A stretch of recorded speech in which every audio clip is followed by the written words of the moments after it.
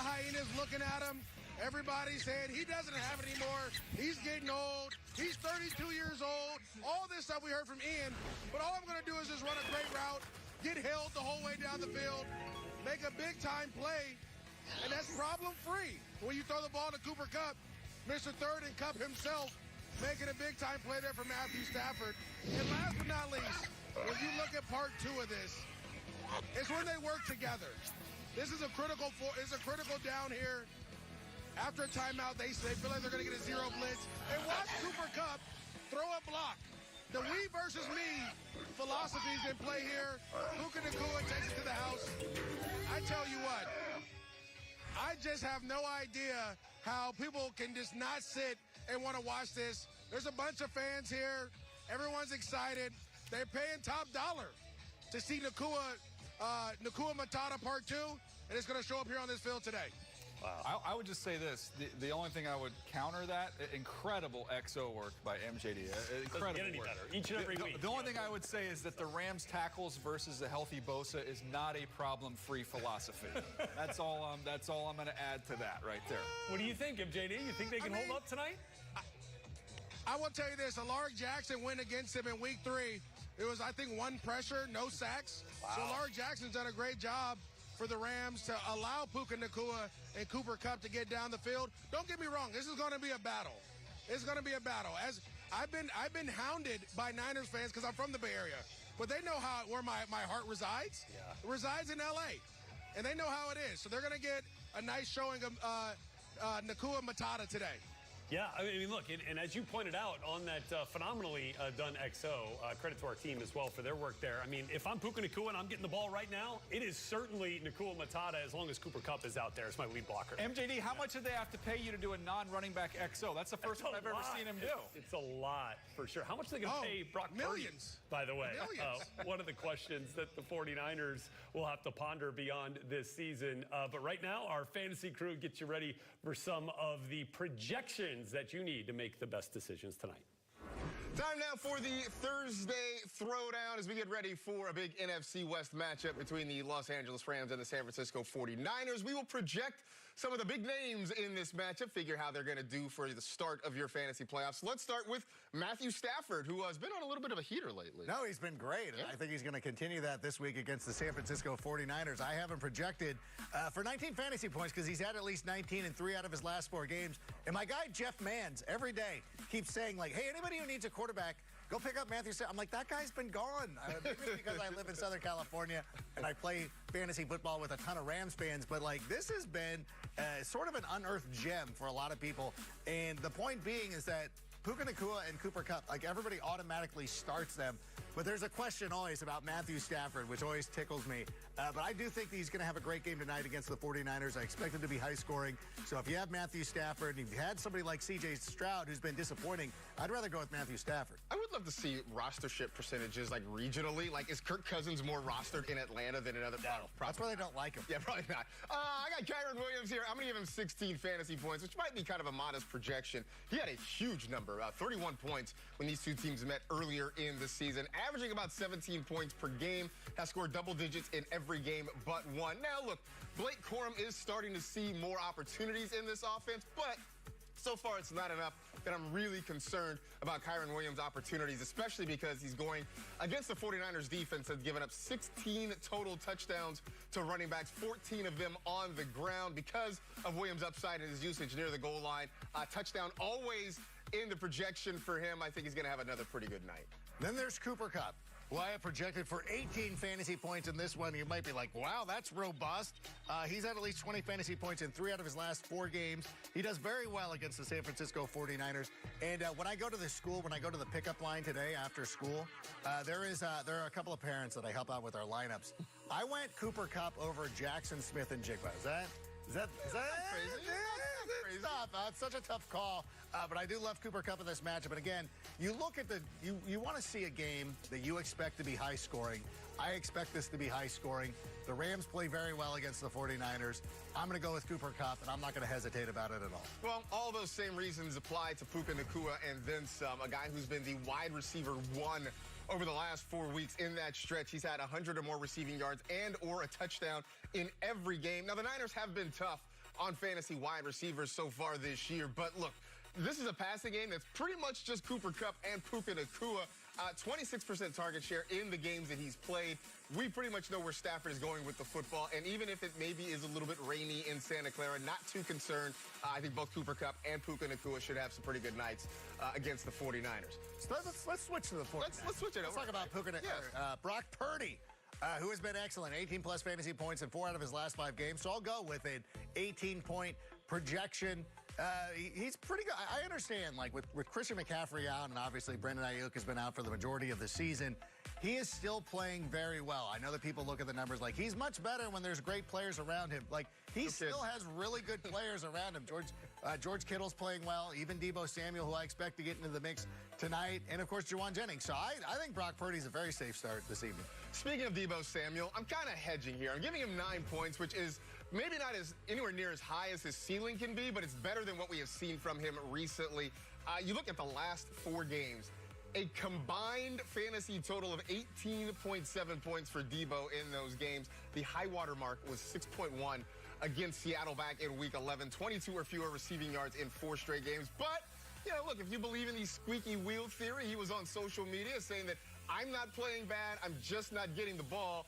At which point the community notes stepped in and forced him to take the tweet down because it mentioned that he basically leads the team in drops. But either way, that's not good. I do think they're going to get him more involved. I think they have to get him more involved in this offense to be successful tonight. You know what? I'm really into Deebo Samuel tonight. And I like Juwan Jennings. I got 17 fantasy points for him here based on his career average against the LA Rams. I don't want you to point chase too hard because he did have a pair of touchdowns last week against the Chicago Bears, but still, one of the most effective wide receivers. Anybody who picked him up this season when Brandon Ayuk went down, or if you were smart enough and actually had him on your roster before that happened, you've been rewarded handsomely, and you should be tonight against the Rams. And also George Kittle, who I'm going to put down for 15 fantasy points. He himself also had a nice game against the Chicago Bears last week, and he's averaging around 15 fantasy points per game against. I went with the averages. I go, when you have the familiarity with these teams, I think it's fine to lean into the averages and be like, yeah, George Kittle typically does well. And when you look at the Rams' defense against pass catchers, it has not been that great this season. And then again, we're going to repeat this point over and over again. Expected high-scoring game means a lot of fantasy points out there for everybody. So go all in. Have some fun. It's the start of the playoffs. Don't ignore these guys just because they're playing on Thursday. I know a lot of people could have, can I trust them on if you can trust them, if you can't trust them on Thursday, then why would you trust them on Sunday? You still want points from these players. I mean, look, at this point, it's the playoffs. I think you do what got you here. Don't get tricky. Don't get too in your head and 4D chess. Just go out and play the guys that you know are going to be successful. All right, let's get after it here. Field access for you on NFL Game Day kickoff. Maurice Jones-Drew back here with us. All right, MJD, what's Kyron Williams got for us tonight? I think I'm going to do exactly what Marcus said. Kyron, do what got you here. Run the ball hard. Catch the ball out of the backfield. Be that guy, that hammer, that physicality for the Rams offense, and you'll be satisfied. Always make the first person miss and drag guys when you get an opportunity to. It's going to be a physical game for both the Rams and the Niners. All right, DJ, we got Puka Nacua getting ready for another big game here. See if they can get him the ball and let him go make some plays with the ball in his hands like they did last week. Yeah, challenge the tackling on the back end of the 49ers. They do a great job getting the ball in Puka's hands, let him run with it. He's able to fight through, break tackles, show that physicality. And then whether you want to call them pick routes or rub routes, find a way through their mesh concepts to free him up and get him loose. Yeah, and look, for the 49ers, obviously rediscovered George Kittle last week was massive for the 49ers in that win over the Chicago Bears. One of 4 players with 800-plus receiving yards and 8-plus touchdowns this season. The only tight end, George Kittle, still getting it done from the tight end spot for the San Francisco 49ers, who will have Isaac Guerendo back and available for them on the ground as well, MJD, as he assumed running back 1 responsibilities last week and performed very well for the Niners. Yeah, the Niners have done a great job of developing running backs year after year after year. Here's just another example of a guy who they saw has the ability to hit the hole with great speed, great quickness, finishes his runs falling forward. And for Brock Purdy to feel comfortable in the pocket, Isaac Guerendo has to be able to rush and run and break tackles so they can utilize that play-action pass and get the ball to Kittle like you were just talking about, Rhett. To me, This is going to be the key to the game right here. Can Isaac Guerrero, with that foot injury, stay healthy and stay on the field the whole time and be productive? Yeah, that's certainly a big piece of the puzzle. But, DJ, I know this dude right here is one of the matchups you got your eyes on tonight. Yeah, I wouldn't wear sleeves either. Look, to me, the tackles, that is where you have to attack this Rams group. It's setting the edge in the run game to stop Kyren Williams, but then it's being able to get to the quarterback as well.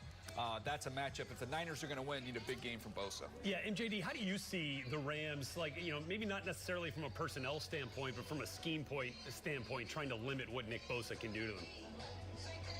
Well, they've done a couple of things. They've had the tight ends help Chip, but over the last couple of games they played, Alaric Jackson has blocked a one-on-one. I want all our viewers to watch that matchup. Now, if Bosa has a heck of a day, that's going to be on Alaric Jackson. Sean McVay has total confidence in his left tackle and what he's been able to do against this specific rusher, who's been the guy that's tormented the Rams for years. So I would see some Chip help every now and then, but it's going to be a lot of one-on-ones with Bosa versus Alaric Jackson.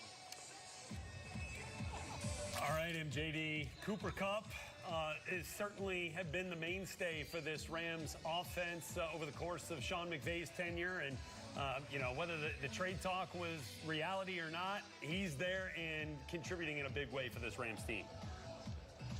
And I believe this. I believe Cooper Kupp has been that key, that key to this engine of this offense. If you could get him going, it puts so much more pressure on the defense to focus on or not focus on Puka Nacua or Kyren Williams or Tutu Atwell or Demarcus Robinson, right? When he can be the guy that the defense has to stop on third down, when he can be the guy in critical situations to make plays, that's when the Rams are at their best. Yeah. And so to me, we always talk about stars. Your stars have to shine brightest here in the Bay Area tonight. Yeah, and there's not a $100 million receiver in the NFL right now that does the dirty work the way Cooper Kupp does out there blocking for his buddies. All right, MJD, we're not going to have you at the end of the show, so we got to get your game pick right now. Who are you going with, or should I say how much you picking the Rams by? Okay, so listen, I'm from the Bay Area. You know, one of the things that's hard for me, I work for the Rams, but I grew up a Raiders fan. Never liked the Niners. Never will like the Niners. And I say that with Niner fans around me. Go Rams all day, every day. Uh-oh. You know what it is? There it is. You see it? Oh, look. Yeah. Take a peek. Take a peek. De La Salle plays the number one team in the country this week for Maurice. Do you think it's a winning weekend? They ran the ball 46 times last week, threw it 3 times. So can we get some balance to this offense if you're going to beat Mater Dei? Come on. No, throw the ball. Hey, all right. I hope you're there, DJ. See you then.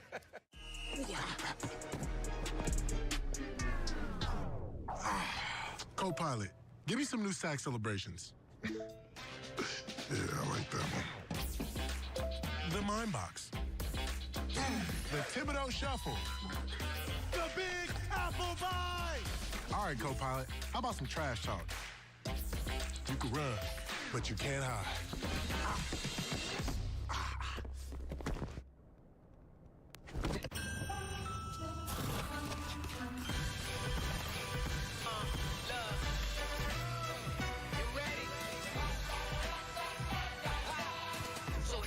Strumming, all your friends humming, yeah, it's a good time coming.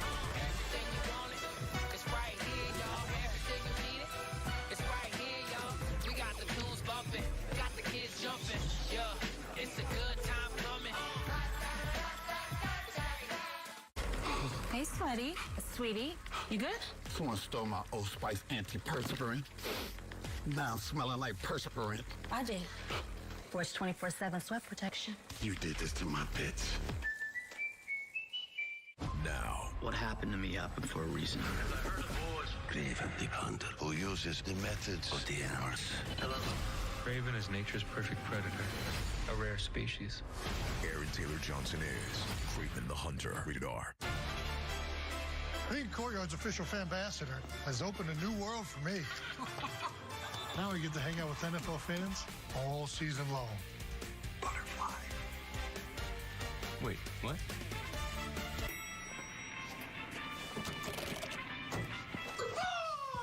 Yeah.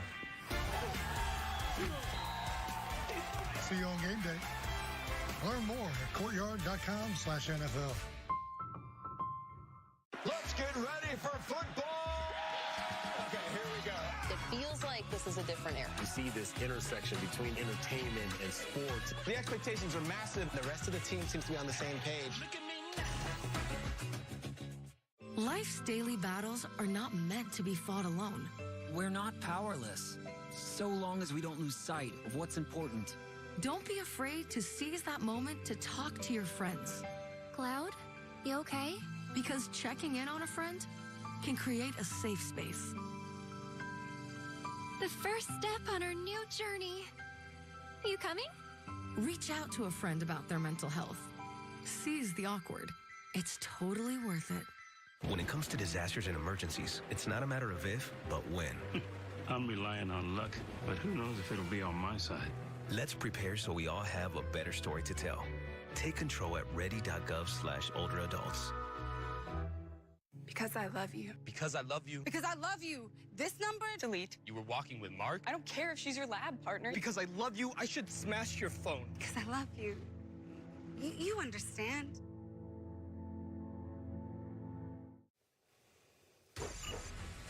Oh, the Grinch. Well, that's certainly what it's felt like for the 49ers this year with all the injuries and inconsistency that has plagued that team, currently 6-7 and fighting for their playoff lives. But Brock Purdy and company trying to keep those slim postseason hopes there and available. They could win out and still miss the playoffs, but got to keep it rolling with a dub tonight against the L.A. Rams, as that Super Bowl loss has felt like it's lingered a bit this year.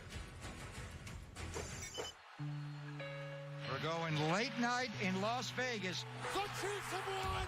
Another heartbreaking loss for Shanahan. I just see an emotionally drained team. I don't think there is an answer about a Super Bowl hangover. We got to play better. This San Francisco 49ers team does not look the same. You see their star players in headlines. It's very difficult to keep it up for that long. Geno Smith for a go-ahead touchdown. Brock Purdy out. We had to shut him down. I don't want to say there's long-term concern.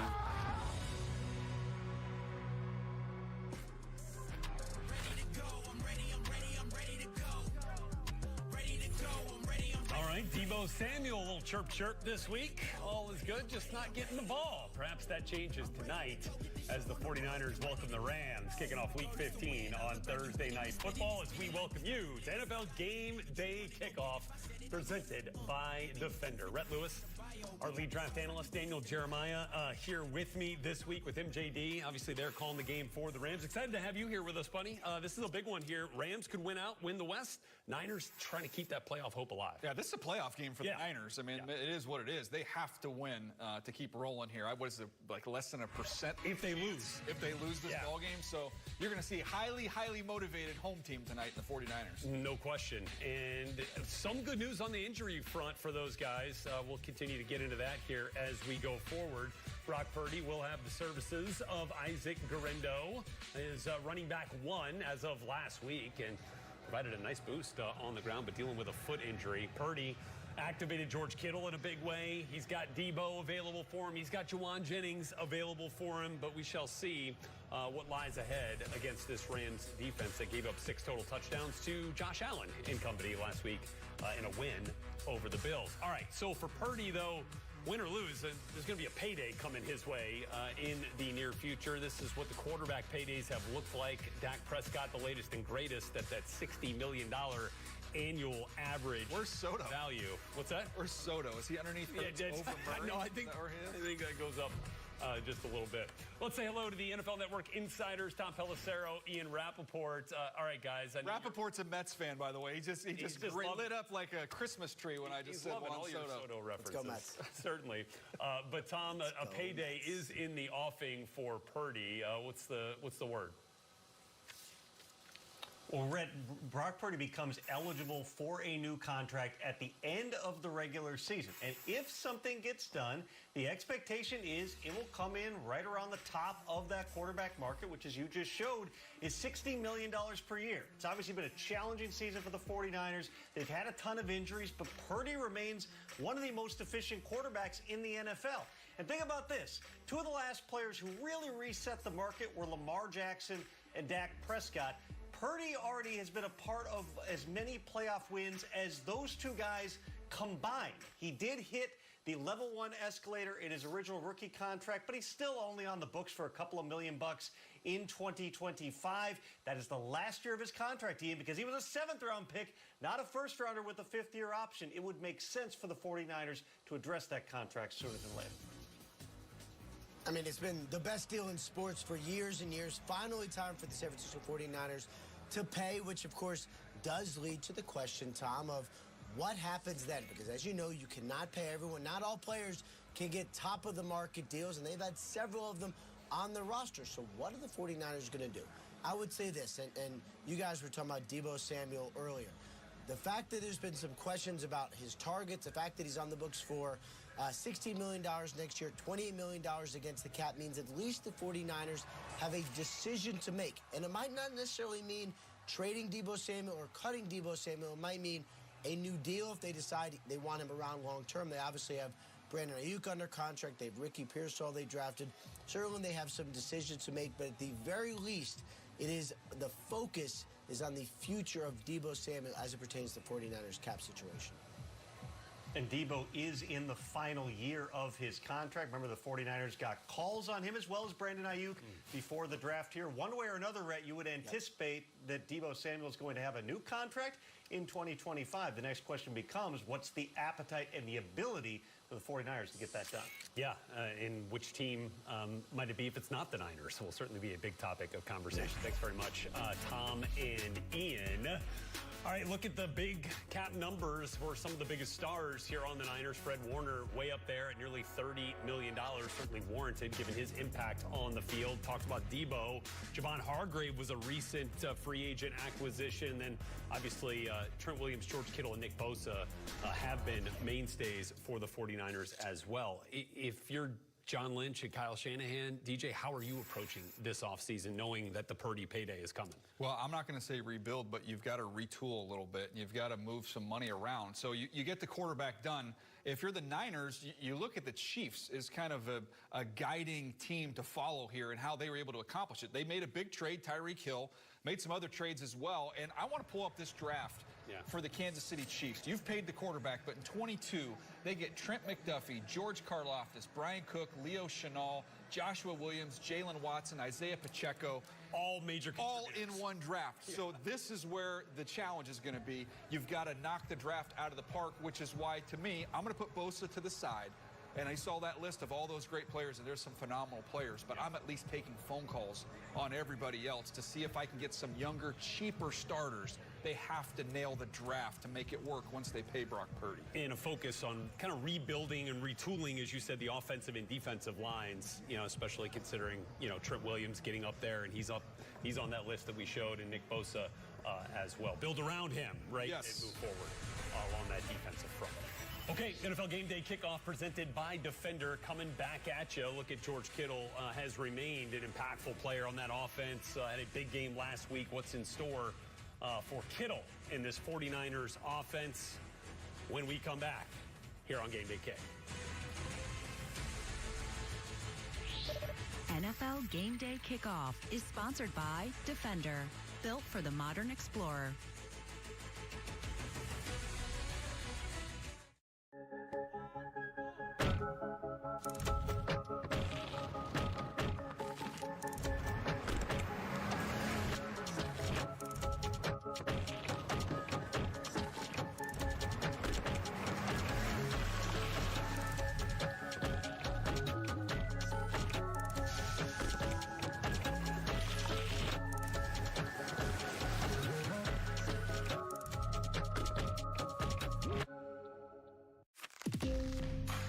Can a personal loan unlock your ambitions? Oh, yeah. Borrow up to $100,000 to consolidate bad debt and save money for your next goal. Take a swing at your kitchen reno. Meant that literally. Or design your actual dream wedding. Consolidate bad debt and fund all your ambitions with a SoFi personal loan. Go to SoFi.com to view your rate. SoFi. Get your money right.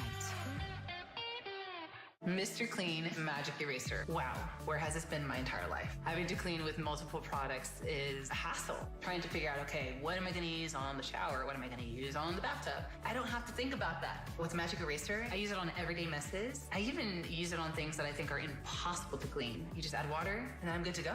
I can go from the countertop to the stove to the microwave and just use one Magic Eraser. If you're a mom, you need Mr. Clean Magic Eraser in your life. It gets the job done. Chunky is beefy. 21 grams of protein in this bad boy.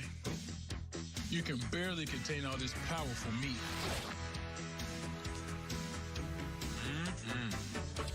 Chunky, soup that eats like a meal. The hunter is on his way.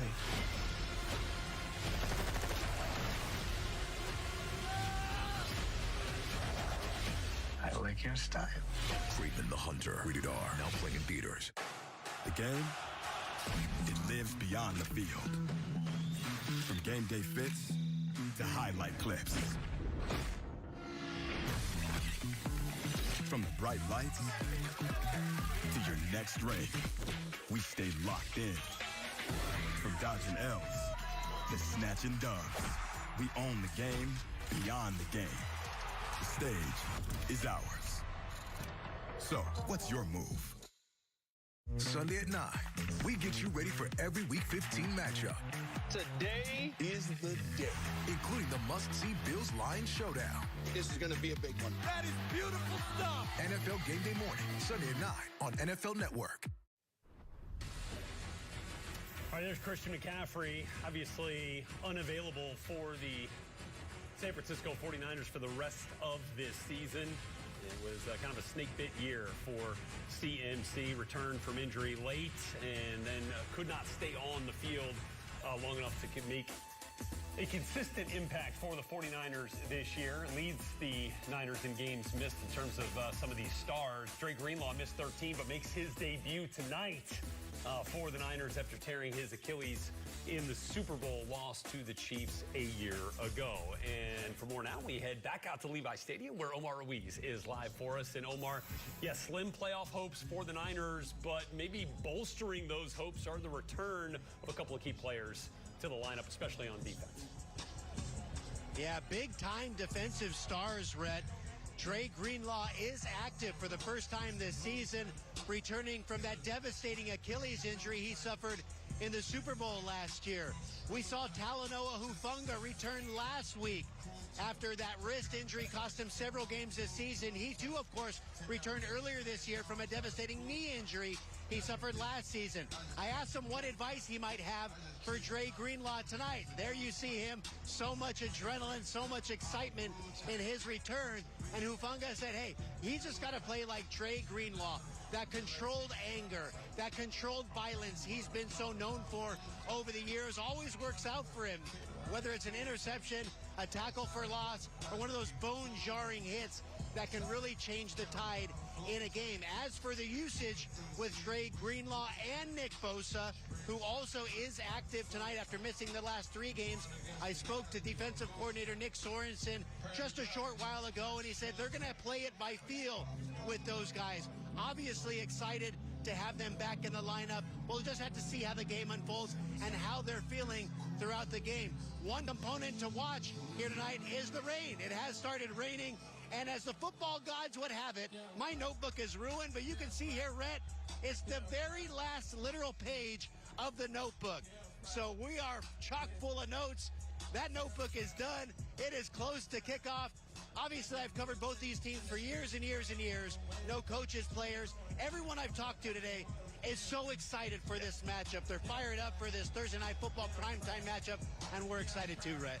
No question, Omar. Way to work. Fill out those notebooks. Get yourself a new trapper keeper, Omar. You deserve it, buddy. Got to fold that thing up. There you go. Omar, with all the insight for us, and certainly George Kittle will be prominently featured in Omar's notebook as he covers the Niners. I mean, he was fantastic last week. Season best, 151 yards on 6 receptions in the win over the Chicago Bears. Certainly makes noise when he is catching passes and on the field, and definitely makes noise in other ways as well.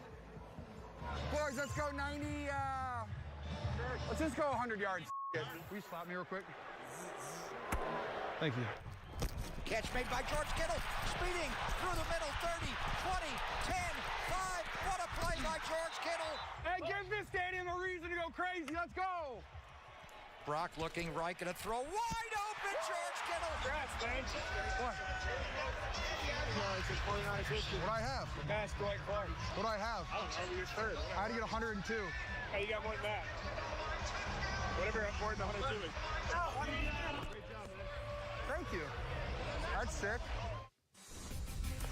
Okay, George Kittle in some pretty good company when it comes to impactful games by a tight end. 5 games there for George Kittle with 150 or more receiving yards, trailing just Shannon Sharp. But if we add in his couple of games with 149 receiving yards, then he would take the lead with 7.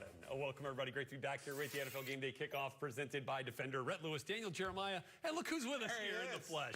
Robert Mays. Let's go. With us each and every Thursday. Excited to get your insight on this game. Talking specifically about George Kittle. I feel like he turns into a running back when the ball's in his hands. He's 31 years old, and he feels as dynamic after the catch as he's ever been in his entire career. He has 134 yards over expected this season after the catch, which is the 3rd highest rate in the league. To have that in his age 31 season is absolutely remarkable. He has 5 of the top 7 tight end seasons since 2019, according to that metric, and he's not slowing down. But the age has not shown up on him at all. I go back to when he was coming out. Remember, he was hurt his last year at Iowa with the ankle. Then he ran in the 4.5s. Like, okay, he's pretty dynamic, and he's held on to that. How about Brock Purdy? It was fun to see this offense kind of tap back into things we saw them do when they were really rolling over the last few years. Brock Purdy used play action on 41% of his dropbacks against the Bears. That was more than twice his season average. Seeing them under center, seeing them get production after the catch, seeing them use play action, it felt like a Niners team from 2020 or 2021. And it's not surprising considering how they've struggled in some of those areas this year to see them try to turn He also got caught hoaxing UFO photographs.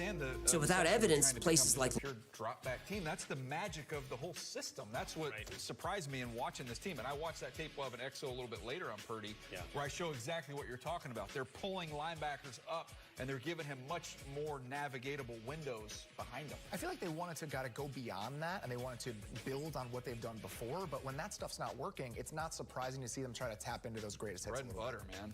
Play action was effective against the Bears just this last week, as you can see there from Next Gen. There are a lot. 11 was Brock Purdy with a touchdown and 171 yards. Okay, let's take a look at what the rushing attack has done for the 49ers. Obviously, you know, with Christian McCaffrey, Jordan Mason now injured, we turned to Isaac Guerrero. It was fantastic this last week against the Bears. But it's kind of been, again, anybody who's in there generally finds success for the 49ers. That obviously has been a hallmark of any Kyle Shanahan or Shanahan offense. Landis Gary's nodding his head right now watching this segment. But boy, he's like, yeah, we get all this. I'm with you on all that. But Deebo Samuel, Robert, has been less than in the rushing department. Have not seen him get those types of opportunities as much, and now he's kind of squawking a little bit about not getting the ball in general. What's your read on Deebo Samuel's impact with this offense? There's so many aspects of this offense that just don't feel as potent this year as they felt over the last couple of years, and Deebo's rushing game is part of that. If you look back at the numbers last season, he was 3rd in the NFL in expected points added per rush behind Keaton Mitchell and Devon Achane, 2 of the most explosive players in the league. So Deebo carries were some of the best carries in football last season. This year, if you look at those numbers, it's on the opposite end of the spectrum. He's clustered around guys like Alexander Mattison, Gus Edwards. It's kind of a weird place to be, but that's the story of this Niners offense. The things they used to be able to rely on, they don't feel quite as dangerous this year. Yeah, and look, I mean, when you're as banged up as the Niners have been, you feel like you'd be pulling out all the punches, trying to find out all the different, you know, avenues and pathways to victory. It just hadn't seemed like Deebo Samuel has been one of those thoughts. Let's look at the Rams offense. Obviously, Puka Nacua was so impactful last week, and you know, we talked about, DJ and I were talking about, you get him the ball right now, let Cooper Kupp go be his fullback, you know, and they're finding ways to get him the ball that way. What's your take on where Puka has been this year and the ways that the Rams have utilized him? Early in the season, I think you could explain away some of the Rams' issues. Say, all right, well, they don't have Puka. They're not the team we thought they were going to be. But even at that stage, I don't think we envision him being the most impactful receiver in the league when he has the ball. And that's what's happened this year. If you look at expected points added per target, so essentially how valuable are your targets, he's been #1 in the league this season, ahead of Jamar Chase, ahead of A.J. Brown. So when you introduce a talent like that back into your offense, we've seen what the results of that have been. He's somehow built on what he was as a rookie. I didn't even think that was possible considering the debut season we saw from him. And it's fun to see in big moments. I mean, they will dial it up for him. Their schemed winners that they have 2 or 3 of those on the call sheet, they are designed for Puka Nacua. And I also think from a draft standpoint, this is a game where it reminds you 40s aren't everything. Puka Nacua 4.56, Juwan Jennings 4.72, Cooper Kupp 4.62. So we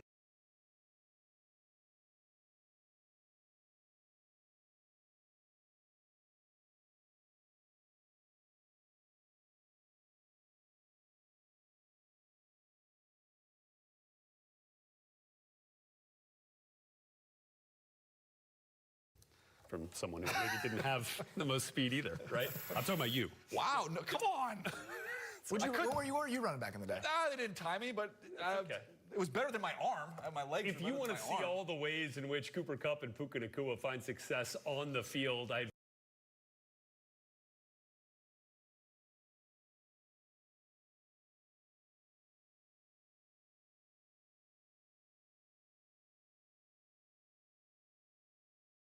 all right, Matthew Stafford has been fantastic over the course of the last month. 10 touchdowns, 0 interceptions as the Rams make their playoff push and continue that quest tonight against the Niners.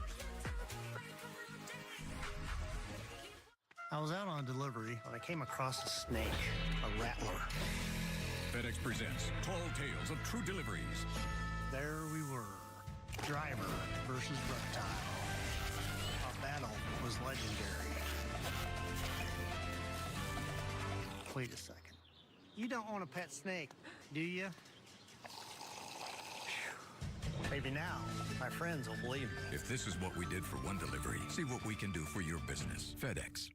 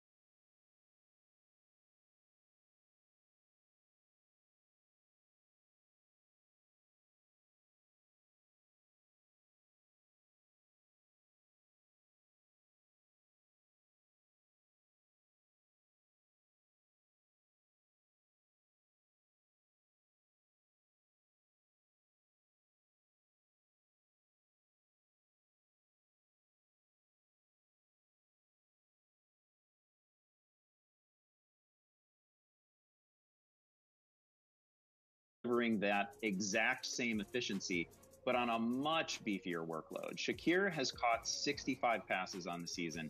His catch rate remains over 80%, which is just silly for a wide receiver. That's a running back's catch rate. He's a guy with a relatively low ADOT, but crazy yards after catch numbers. He's gaining 8.3 yards after the catch. That's one of the highest rates in the league. And the only guys ahead of him are people like Jamison Williams, Marvin Mims, boom bust, big play types. They're not like Shakir. Shakir's passer rating when targeted, 113.4 so far this season. He leads all wide receivers in missed tackles. Just an absolute joy to watch. It is a low-key, brilliant year that we're watching from Shakir. He's definitely not among the most buzzy players in this offense, but almost no one has been better. Look, I respect both of these picks by you guys, but you seem to have forgotten there are two teams playing. So I'll go ahead and pick a Lion. It's a game changer for you. And look, I'm going to go with Amon-Ra St. Brown. That's not really a hot take, but hear me out. He's in a little bit of a touchdown drought. That comes to an end in this matchup. Why? Because the Bills' defense in red zone is not particularly great against the pass. They've allowed the 4th highest red zone completion percentage, just over 65% over the course of this season. They can be got in the red zone area, and there are so many weapons that can get you in red zone offense. I really like the Lions' opportunity to use Amon-Ra in several different capacities to get him up there. I know his targets are down a little bit. His touchdown drought is here, and it concerns everybody. This feels to me like a breakout. He's going to get a bunch of targets. He's going to get a touchdown. That makes him a fantasy game changer. Not exactly a bold prediction, but now we will give you some. It is time for bold predictions. This is where Andy Behrens tells us that a streaker's going to come out in the middle of the field and hand deliver a football. Like, it's going to get weird. Andy Behrens, what is your bold prediction for Week 15? Okay, it's weird, but it's not going to get that weird. I'm going to say that Kamani Vidal breakout week is upon us, that it has arrived. In case it escaped your attention last week, and I feel like it escaped a lot of people's attention because Vidal is actually only rostered in 12% of Yahoo leagues. He played 53% of the snaps for the Chargers. That's the first time he's even approached 50 this year. Didn't have a noisy fantasy week. It was just 8 carries for 34 yards, low scoring game. And yes, Gus Edwards got the short yardage touchdown, but Gus played far fewer snaps than Vidal. Also, this is not exactly the best version of Gus Edwards we've ever seen. He's averaging just 3.5 yards per carry. And he's done it while looking like a 3.5 yards per carry guy, right? A little bit dusty. The Chargers get Tampa this week. That is a vulnerable defense. They give up 4.6 yards per carry on the season. If we get any sort of shootout element to this game, it really tilts in Vidal's favor because he's clearly the preferred pass catcher in this backfield. It may all come crashing down if J.K. Dobbins is back in Week 17, which may happen. But I think the Kamani Vidal takeover can occur this week and last for a couple more. Think 70 to 80 yards with a receiving contribution, maybe a touchdown here. Again, only rostered in 12% of leagues. That's crazy to me. That feels pretty bold. I'm going to go bold and much more specific because the football gods hate me. And that's what I figured out this year over the course of the year. The football gods hate me in real life and in fantasy football, and it always just sort of comes to a head, and it will happen on Monday night. Why? Because the Atlanta Falcons take off my beloved Raiders in Las Vegas. And this is the prediction. The bold prediction is that yet again Kirk Cousins looks washed. And at halftime, we see Michael Penix Jr. come over. First and Fisk on the defense. It's Kupp and Nakua on the offense for the Rams. They are so much fun to watch. And it's fun to watch, even when you're not getting the ball, just to watch them both block. I mean, they're so physical and so tough. Getting that ball out to the perimeter quickly. It's basically a run play with those two guys. And either one of them not afraid to stick their face in the fire against a player like Fred Warner, right in the middle of that Niners defense. He is obviously kind of the straw that stirs the drink for that Niners defense, and he gets his buddy back this week too. Yeah, having Greenlaw back, that's going to be inspirational. But I swear, every time I see Fred Warner, he gets taller and longer. I mean, for an off-the-ball linebacker, he is, to steal a Baldy word, he is a condor back. Oh, that's great. Yeah, got that big wingspan. And certainly getting Dre Greenlaw back, talked to MJD about it earlier, you know, one of those energy givers on the 49ers defense. And that was certainly something that took the wind out of their sails in the Super Bowl when he ruptured that Achilles running onto the field. You saw just like the emotional impact that had on Warner, right? He's like, oh my God, everybody there just couldn't believe it. And now they get that linebacker tandem. Stafford's college game, you think? Maybe? Probably. Yeah, might have. Yeah. Stafford, of course, has been the ace for the Rams. Over the last month, has been guiding their postseason surge. Now you can see the rain coming down now, right? 10th most. Got some nice TVs in this studio. You can really see the look at that rain. See? Nice. We got it all out here for you. Come join us more often here on NFL Game Day Kickoff. A little rain in the forecast tonight. That was on the field there, presented by Defender. Oh, E40 in the house. I'm sure MJD is down there trying to make the rounds, proclaiming his distaste for the Niners. They're in enemy territory. We're back with more as we get you closer to kickoff. NFL Game Day Kickoff is sponsored by Defender, built for the modern explorer.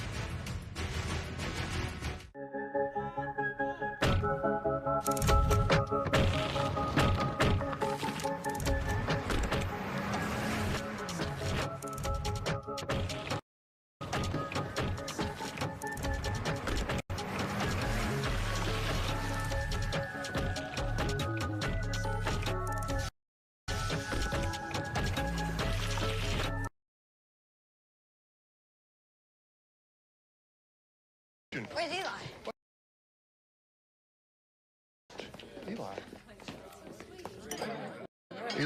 Looks like we're running low on slider rolls. Don't worry. I invited my team, too. Your team.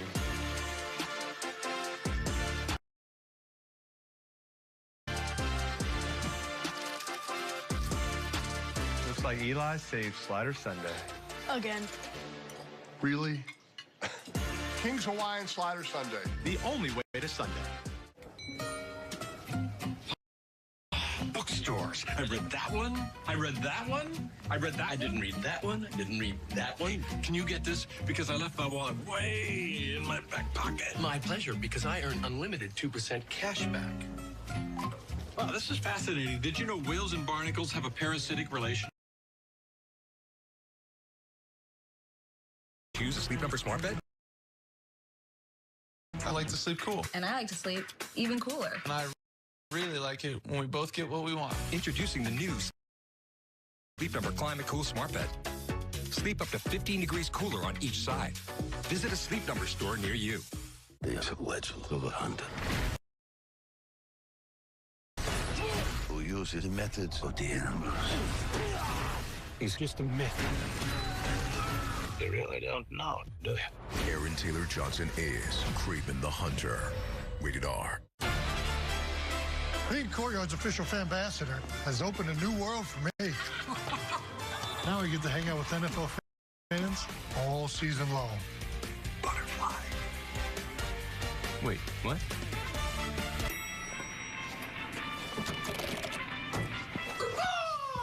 Yeah.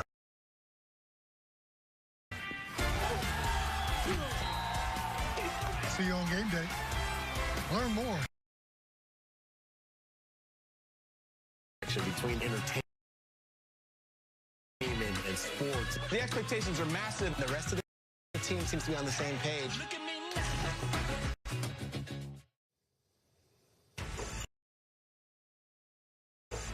All right, Matthew Stafford and the Rams playing some of their best ball of the season, fresh off a thrilling win over Buffalo, now in control of their playoff prospects. Win out, and they win the NFC West.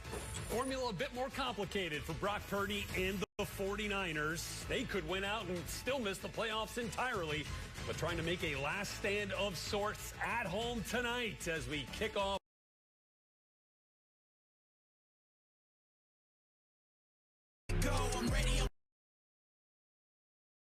I'm ready to go. This is a big, big game. Ready to go. I'm ready to go. Launches to the end zone. Puka, he's got it. What a catch. Fly ball. George went up and caught the ball. I'm ready to go. Used to be broke, now I'm an animal. Call me the GOAT. And the Rams get their first win of 2024. The Niners were dominating this game. How did this happen? And they're looking down the standings at their rival. I'm ready to go. Get this show on the road. Get ready to go. It's Niners all the way. I'm ready to go.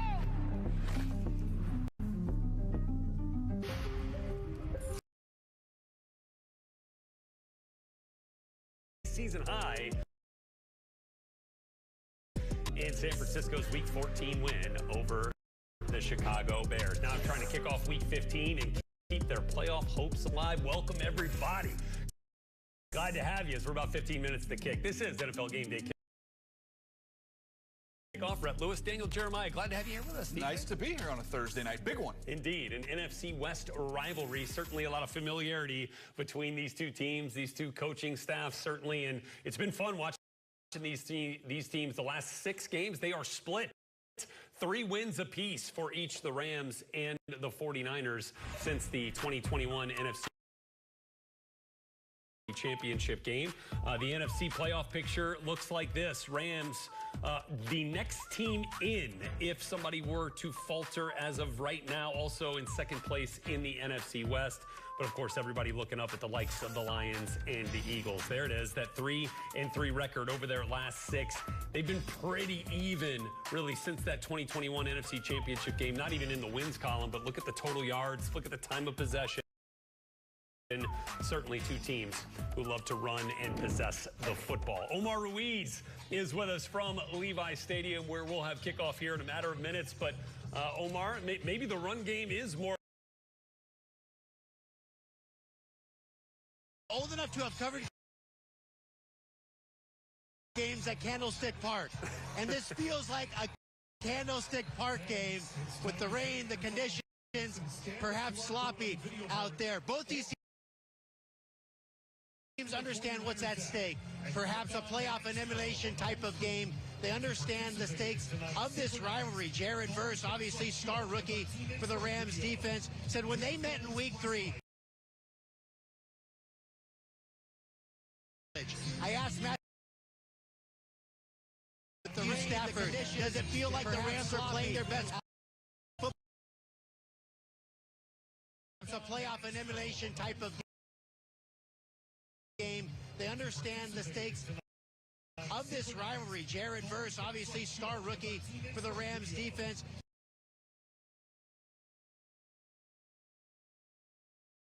But playing in that game, he said he walked away from that week 3 matchup feeling like it was a rivalry that he experienced in college. I asked Matthew Stafford, does it feel like the Rams are playing their best football, or do we only see what the results are?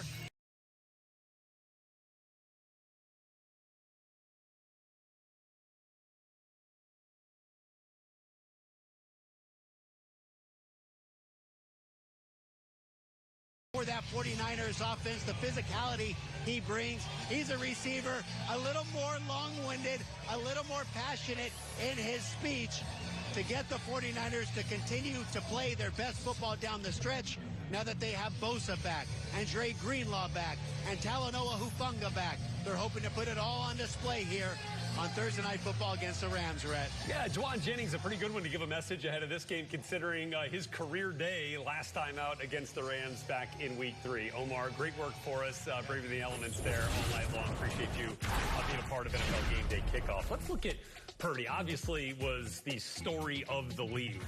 Took the league by storm as Mr. Irrelevant comes in, wins his first 5 games, and then 2023, 12-4 as a starter. This year, though, more losses than his first 2 years combined, and he's really seen dips in terms of career lows, completion percentage, and passing touchdown interception ratio. Why? Well, in the case, we can see what they've gotten back to, and this is what Robert Mays referenced just a minute ago. It's play action. This is very difficult, too. When you go back to the defense, the safeties change the picture. He quickly gets to both safeties, sees one drop, sees one go to the middle, then gets his eyes to the corner out here, realizes he's got this window and lets the ball rip. That is extremely difficult, but that's what he does best.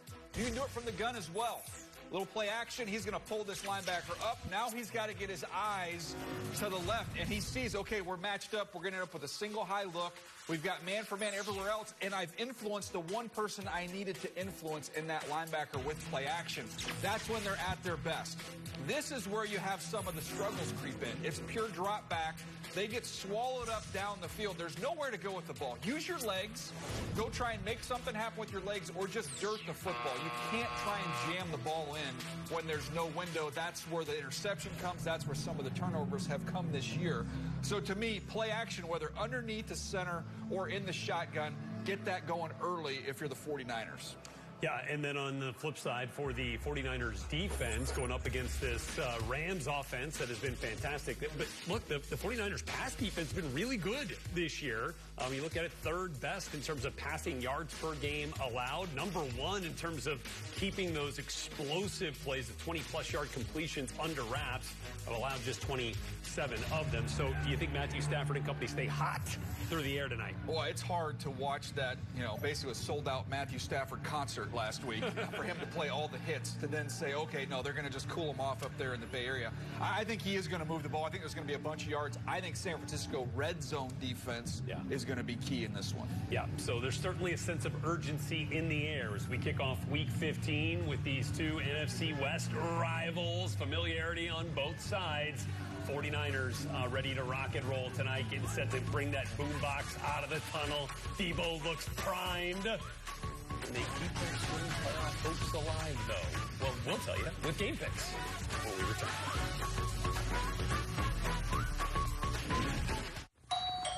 Hey, team, come on in.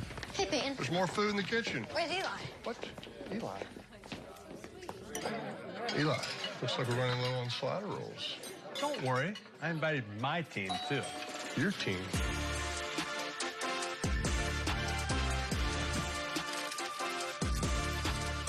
like Eli saved Slider Sunday. Again. Really? King's Hawaiian Slider Sundae. The only way to Sunday. Jordan's sore nose let out a fiery sneeze, so Dad grabbed Puffs Plus lotion to soothe her with ease. Puffs Plus lotion is gentle on sensitive skin and locks in moisture to provide soothing relief. A nose in need deserves Puffs indeed. America's #1 lotion tissue. Everyone's running to Subway for 3 all-new spicy footlongs. Wait, Subway did what? That's right. They're bringing the heat with creamy sriracha, jalapenos, and all-new ghost pepper bread. But hurry, these subs are only here for a limited time. You know, Nationwide is so much more than a great insurance company. They're one of America's largest financial services companies, too. Just like I'm so much more than quarterback Peyton Manning. I'm also debating Manning. And honestly, this might be my best sport. I would argue that it's not.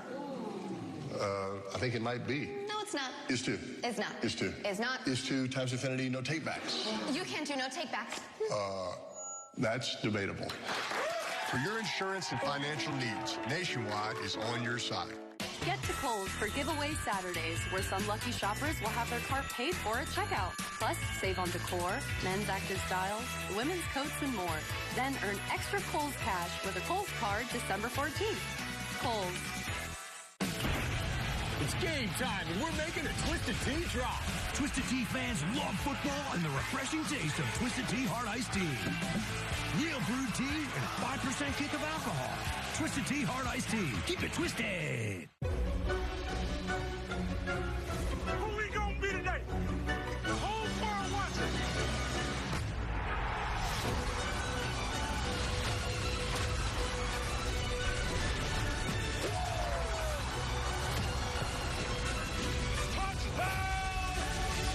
And they are going wild.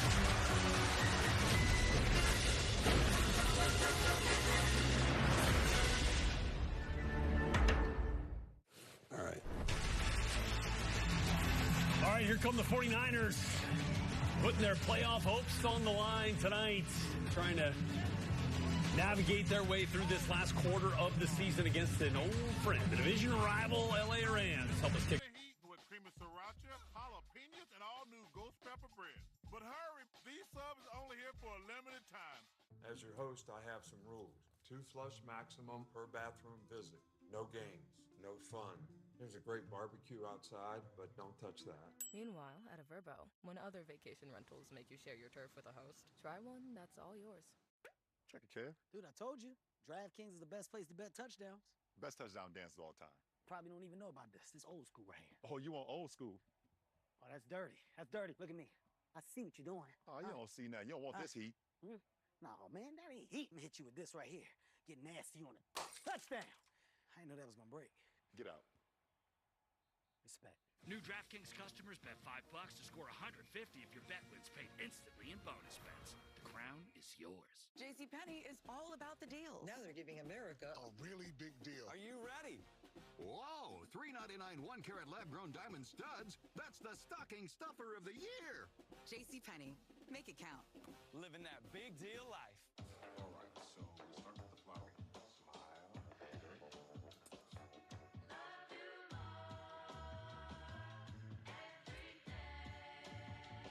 When you're with Amex Gold, you can stack 4 times points on restaurants around the world.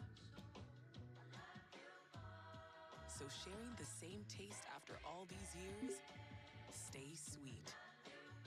That's the powerful backing of American Express. Did you get the Duracell batteries? What's it matter? Batteries are all the same. Incorrect. Only Duracell is built different with Power Boost ingredients inside. Power Boost ingredients are a unique blend of nickel and lithium. No other batteries have them. Power Boost. Celebration Key. Your key to paradise. This paradise has it all. Do absolutely nothing on a pristine beach, or do everything the island has to offer. Unlock Carnival's all-new exclusive destination at Grand Bahama. Everyone's running to Subway for 3 all-new spicy footlongs. Wait, Subway did what? That's right. They're bringing the heat with creamy sriracha, jalapenos, and all-new ghost pepper bread. But hurry, these subs are only here for a limited time. With Verizon Access, Verizon customers got a once-in-a-lifetime experience to go to multiple live games in one day just for being a Verizon customer.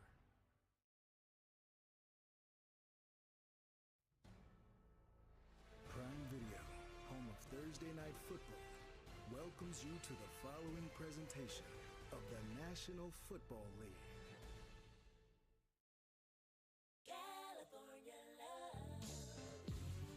We're at Levi's Stadium in Santa Clara, California. California knows how to party. California knows how to party. What a throw from Brock Purdy. Matthew Stafford, dots after dots. Warner airs it out. Touchdown. There it goes. Touchdown, Jerry Rice. Intercepted by Ronnie Lott. The Cooper Cup got it. Touchdown. Marshall Faulk wide open. Bring me. Right there is where I want my rig. Montana rolls right. He throws into the end zone. Touchdown. Mike White.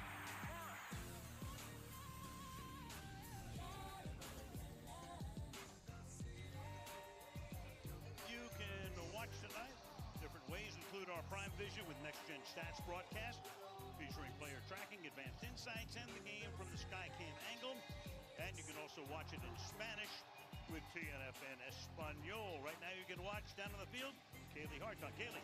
Hey there, Al. The defending NFC champion 49ers are firmly in desperation mode. They have been decimated by injuries this season, but they are getting some key pieces back tonight. Like former Defensive Player of the Year, Nick Bosa. He returns after missing the last 3 games with a hip and oblique injury. And linebacker Dre Greenlaw, who Kyle Shanahan called arguably the best player on this defense, he'll be back in the lineup for the first time since tearing his Achilles in last year's Super Bowl loss. On offense, the Niners are down to their 4th string running back with Isaac Arendo. He got his first start on Sunday, left that game with a foot sprain, and he's ready to go tonight too. But the good news, it ends there, Al, as Trent Williams, the 11-time Pro Bowl left tackle, he's out for a 4th straight game with an ankle injury. Yeah, indeed. That's ended. Meanwhile, there are the standings right now. Bunched up. You see Sean McVay and Kyle Shanahan. Seahawks with a 1-game lead over the Rams. Cardinals have lost 3 straight, and the Niners come in 6 and 7. So Kaylee in some rain gear tonight because it's off and on. The shower is coming and going. Figures to be that way for a few hours. Rams won the toss. They defer, and the 49ers will start from the 30-yard line. So Brock Purdy coming out. Missed a game a couple of weeks ago with a sore shoulder in Green Bay. They went on the road, Green Bay and Buffalo back-to-back, and got slaughtered in those 2 games. Came back with that win against Chicago last Sunday. 15 TDs, 8 interceptions to the man who was drafted, as we said, last back in 2022. Took over the starting job late in that season. Got him to the Super Bowl last year, and this year trying to get him back into the playoffs at worst. So Garendo starts at running back. Out of the gun. On first down from the 30-yard line. Play fake, pass is incomplete. Deebo Samuel has been talking about not getting the ball enough, so they go right to him. Very first play, they try to get the ball to their guy, Deebo Samuel. Tight coverage there by Witherspoon, who is in for Kobe Durant, who's out this week. You know, you look at Brock Purdy. It's been a year because of the injuries around him. Trent Williams at left tackle, Christian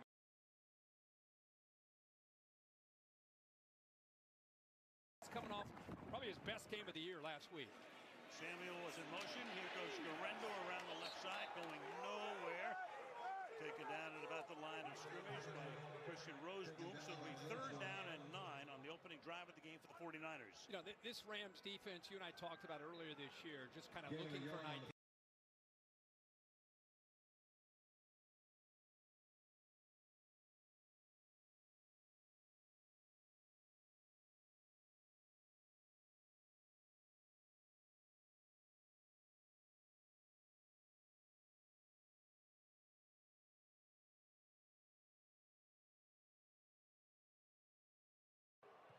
It's been a year because of the injuries around him. Trent Williams at left tackle, Christian McCaffrey, Ayuk, all these guys out, and it's impacted him as much as anybody. But he is coming off probably his best game of the year last week. Samuel was in motion. Here goes Garendo around the left side, going nowhere. Taken down at about the line of scrimmage by Christian Roseboom. So it'll be 3rd down and 9 on the the opening drive of the game for the 49ers. You know, this Rams defense, you and I talked about earlier this year, just kind of looking for an identity, moving past the Aaron Donald era, and they've done a heck of a job with Les Snead, their general manager, bringing in a lot of young talent. We'll talk about them tonight. Guys like Brandon Fisk out of Florida State, Jared Verse out of Florida State. Both those rookies have had a big impact. And the leader, Kobe Turner, 91, having a great year as well. Yeah, those two guys both picked 1 and 2 as they shored up that defensive line. Purdy stepping up. Purdy going deep. Too deep and incomplete. Flag is down. George Kittle was the intended receiver deep down the left sideline. Penalty will be against San Francisco. Penalties decline. It's 4th down. Clay Martin is a Thursday night regular. It's the 3rd time we've had him, and we understand we get him next week when we have Denver at the Chargers. Well, that is a frustrating way to start a game where, you know, it's going to be a back-and-forth game for Kyle Shanahan, a 3-and-out for his offense, and a great start for Chris Shula, the defensive coordinator for the Rams. Get the ball to Stafford right away after the 3-and-out. Pat O'Donnell to send it down towards Xavier Smith.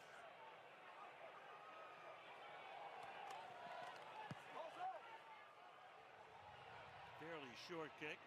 Fair catch called for at the 29-yard line. And that's where Matthew Stafford will set up. Shot. Matthew Stafford has really come on like the team itself. And when he got hot, the team got hot. 19 touchdowns, 7 picks, 4 straight games without an interception. Yeah, right now he's playing as well as anybody. And you're right, it has a lot to do with the offensive line getting healthy. They're able to run the football downhill now and be physical at the line of scrimmage. Kyron Williams, 23, is really the key to set this whole offense up. He's the running back. Cooper Kupp goes in motion. He was motion on almost every play. And about a 4-yard gain for Williams. He's been a stud running back. And that's Dre Greenlaw. Kenny talked about him. Hasn't played since he tore his Achilles, trying to run out onto the field in a bizarre incident at the Super Bowl. Just running out onto the field, went down, and he's been out since then. And you can see on the very first play, if you're a Niners fan, that's what this defense has missed, including Fred Warner in the middle, who gets a lot of attention. He's got his sidekick back tonight. Hopefully that'll help this defense out. 2nd and 4. Williams starts to stumble. Taken down to the line of scrimmage when you saw the flag coming in. Leonard Floyd played with the Rams a couple of years ago. In on the stop. Clay Martin to make his 2nd call against the Rams. Holding. Offense number 77. 10-yard penalty. Replay 2nd down. Donovan Jackson, the left tackle. You know, you think of Leonard Floyd like a lot of these guys. You think of them as great pass rushers, but you talk to the coaches, especially Nick Sorensen. He said, hey, man, the thing that's blown us away, how physical he is against the run. Great practice player, big-time prep guy, and going up against his former team who he won a Super Bowl with, you know he's ready to go.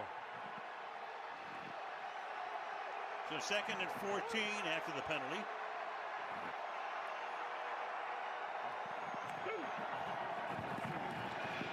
Rushes on, gets it away, and it's incomplete. Cooper Kupp is well covered on the play by Diamador Lenore. 3rd down and 14 for the Rams. Pretty good job of picking up any kind of movement to give Stafford enough time. As you said, Al, there's always going to be pre-snap movement, trying to get a tip on the coverage. Look at Stafford work from the left back to the right. Lenore, very, very tight coverage, anticipating that ball coming to the backside there to Kupp. Good coverage. Sean McVay in his 8th season as the head coach and also the play caller. Here's Bosa. Trying to draw a bead on Stafford on the 3rd and 14. Blocking's good. Pass is incomplete. Again intended for Kupp. Lenore again covering on the play, so 4th down. Lenore, another great play, and just kind of feeling these in-breaking routes. He's sitting back with a pass rush that they have. He's able to just kind of sit back and read the eyes of Stafford. He knows he has a receiver outside, so there's the threat of the potential pass to the inside. He just read the eyes, took him to the ball, undercuts it, almost comes up with a pick. Ethan Evans, the 6'3", 250-pound punter, sends it down to the 19-yard line. Jacob Cowing brings it back to the 27. So the game begins. with each team 3 and out in Santa Clara on this Thursday night.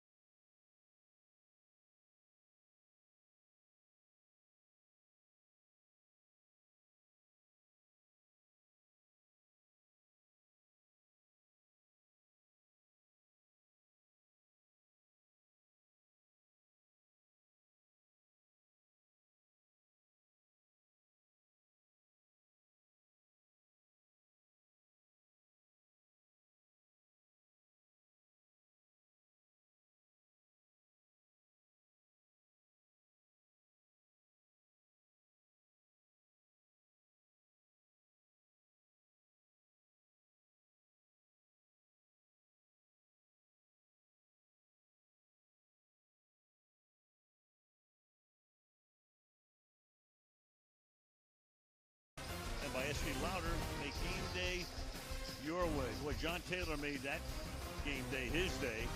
2089 Anaheim Stadium before the Rams moved to St. Louis. 458 passing yards from Montana. Taylor, 11 catches, 286. 2 TDs of 90 plus. How good of a player John Taylor. I mean, Jerry Rice, obviously, but boy, John Taylor's so many big plays on that route, that quick slant. Purdy, wide open. Kittle, middle of the field, to the 41-yard line. Quentin Lake able to run him down. Kittle, in his 8th year, as productive as ever, 33 yards. Yeah, this is what hurt the Rams defense early in the year, was just miscues. This time the free safety, Quentin Lake, just late 37 right there, just kind of gets his eyes in the wrong spot. It frees up a big opening over the middle, and that is stealing for Brock Purdy, going to his main guy for a huge gain there to George Kittle. First down of the game from the 41. And running into Samuel that time was Garendo. So Samuel doesn't get the ball enough, and then he winds up sending his own man to the ground. Put him in the books as a tackle there. Yeah, that just missed time there with emotion. Both these teams do so much pre-snap movement. At times just not timed up well. And I think Garendo was probably the most surprised as anybody. Garendo foot sprain in Sunday's game. Didn't know he would play or not until last night when Shanahan said, yep, he's ready to go. Along with Greenlaw, along with Bosa. 2nd and 9. To the right side this time. Picks up about 3. Guy who started his college career in Wisconsin, wound up at Louisville. 4th round pick. Yeah, and you know, it's amazing. You start in high school as a receiver, you get a little bit of weight. Of course, you go to Wisconsin, they flip you to running back. Eventually, as you mentioned, goes to Louisville. Good downhill runner. It's always amazing. Mike Shanahan, Kyle Shanahan, they find backs. Think about what they've lost, not just McCaffrey, but Jordan Mason, Elijah Mitchell, if you go all the way back. So as Kaylee said, the 4th back of the season. Here's Samuel. And Samuel taken down after a gain of 1 by Kobe Turner. So Samuel wants the ball more. He's liable to get the ball a lot more as a running back tonight. I think that's a great way to get him touches, especially with all the injuries that they have in that backfield. You know, he's done that throughout his career, not just in jet motion. I think he has 129 career carries as a running back, so he'll do that tonight. A 53-yard field goal attempt here for Jake Moody. Kind of had a spotty season. Pat O'Donnell to put it down. And from 53 out, that kick is just inside the left upright. 5 minutes into the game, the 49ers take the lead, 3-0.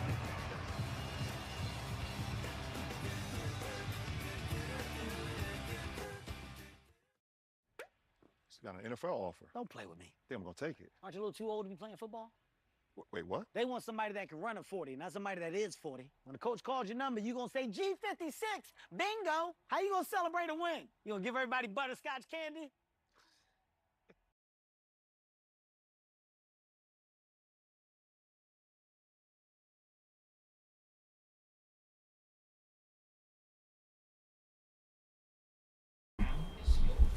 Yo, what's up, people?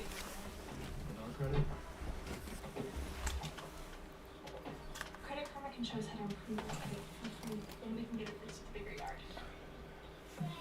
Intuit Credit Karma. Download the app today. Oh, there we go. That works. Oh, that works. What's up, everybody? How y'all doing this evening? I'm gonna try something. We're gonna see how it goes. Maybe they'll let us play. Maybe they won't. We'll see.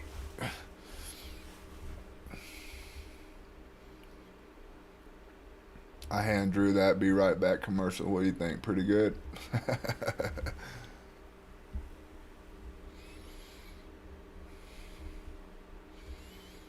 Singing young and wild and free. Get your little pizza at Caesar. It's a little pizza. Little Caesar pizza. Little Caesar's pizza. Oh, got a Mazda commercial. Basketball girls, swimming girls, drive a Mazda.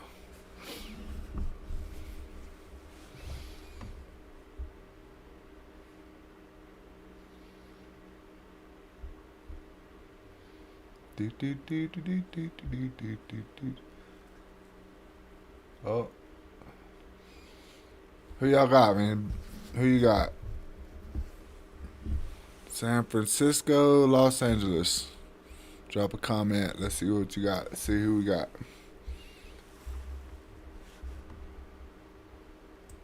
All right, here we go.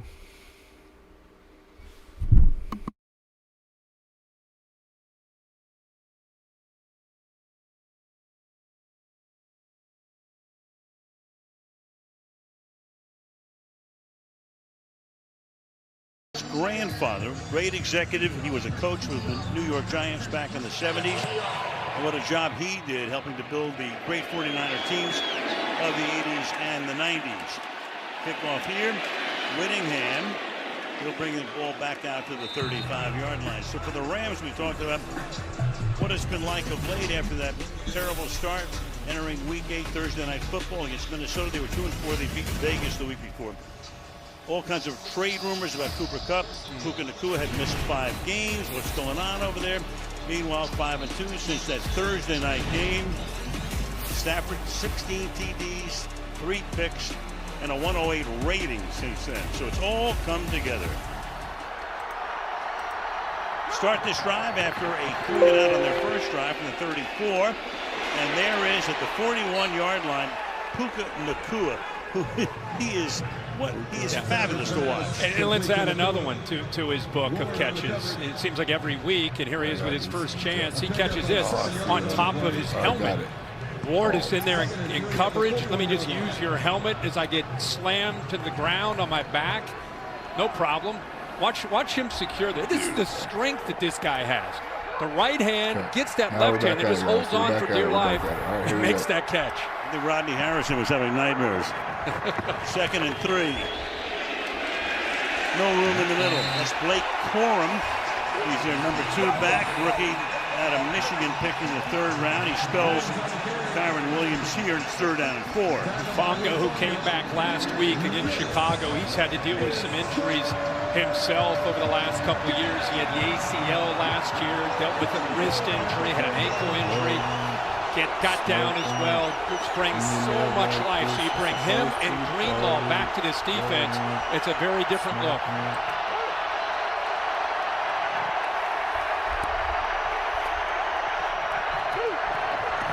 Four-man rush, clean pocket, and lucky it wasn't picked.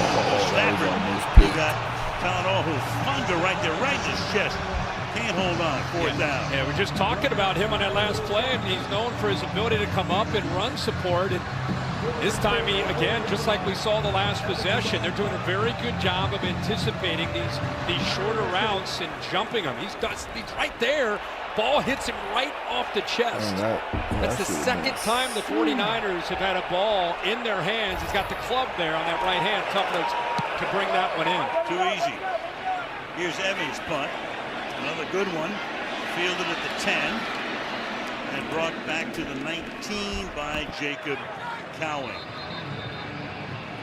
Punt of 50 yards, return 5:8:21 to go in the opening quarter. 3-0 San Francisco. Matthew Stafford looking over some things, and eventually he'll settle in this Rams offense, you would think, will get going. The 49ers, while their defense is playing well and getting Stafford off the field, they've got to see if they can capitalize on these chances. Defense is playing great.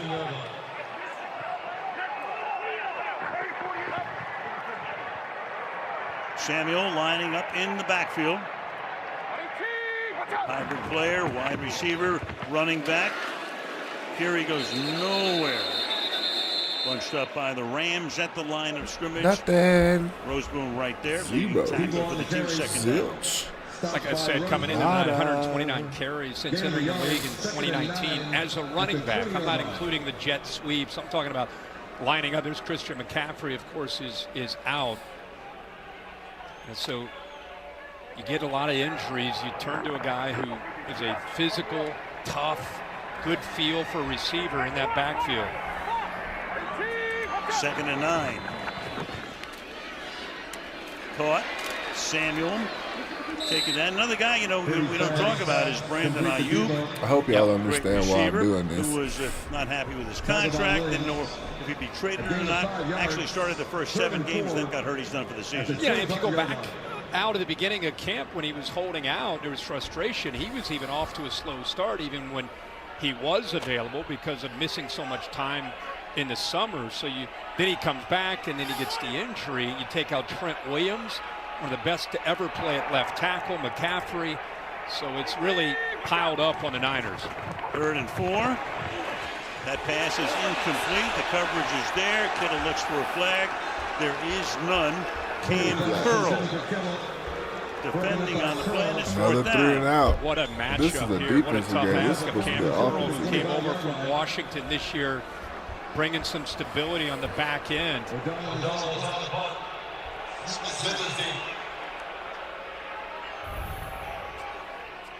So in a game that's only 8 minutes old between 2 pretty high-scoring teams, this is already the 4th punt of the night.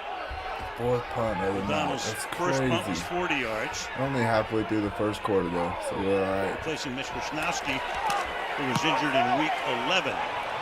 Short kick, going to let it bounce. Takes a good San Francisco bounce, turning into a great San Francisco bounce. Look at that. And down back at the 19-yard line. Not too pretty, but it winds up very pretty on the stat sheet. 55 yards. Hey, you know what that means? Hey, Jake from State Farm. Check it out. Right back. Or you can bundle home. That timeout.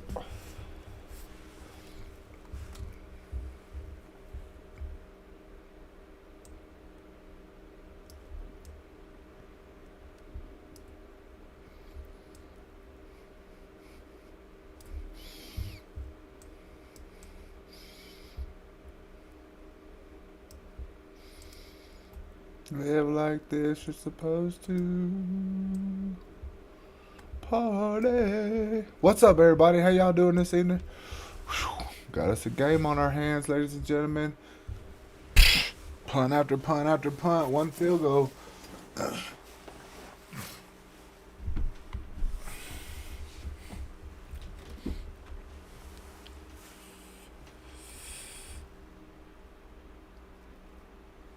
It's a Paramount Plus commercial.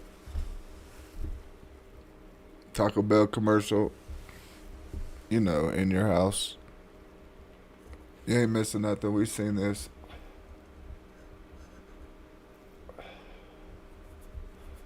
He has a sign thrower now. Sign spinner, not thrower.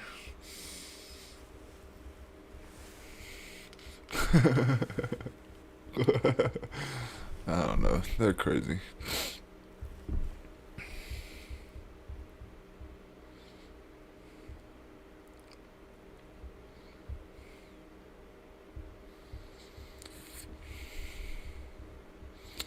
Ba-da-ba-ba-ba.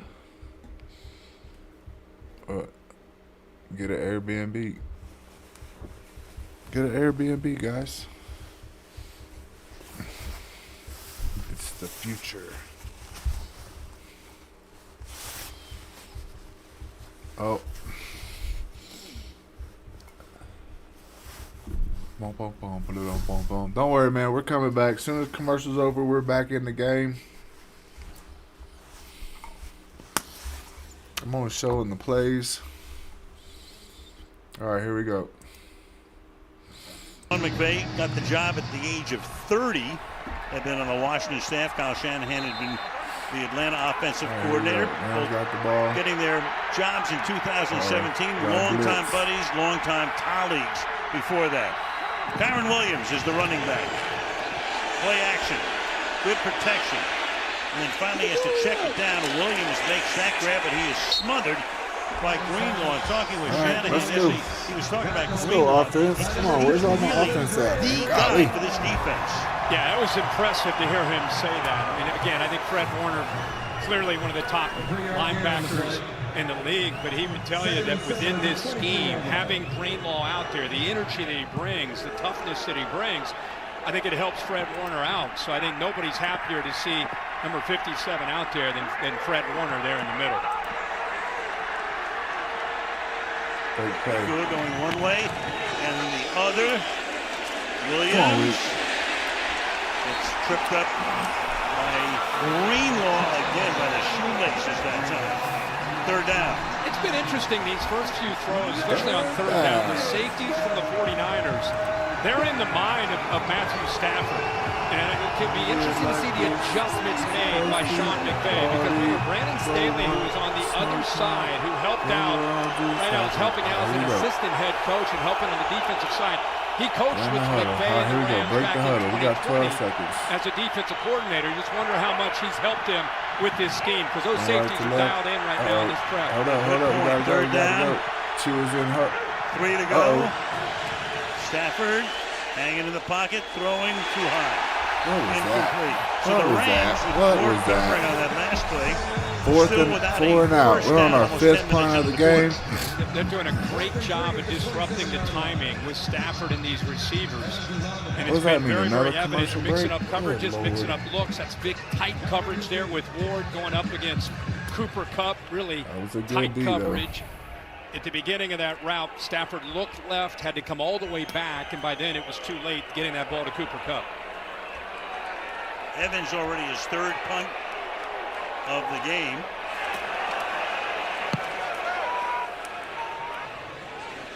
This one is secured at the 18-yard line and brought back to the 22 by Jacob Cowing. He got leveled. We've been talking about the injuries, of course, with the 49ers, riding the roller coaster.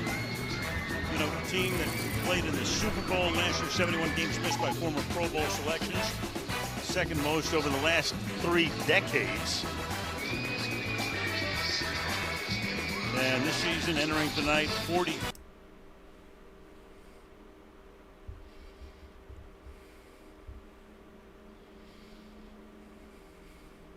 about Dan Yeah, Campbell it sucks when and McCaffrey the mixing can't and play. matching he did on defense. Yeah. But as you said at the top, though, you've got some prime-time guys they've been missing most of the season, or at least parts of the season.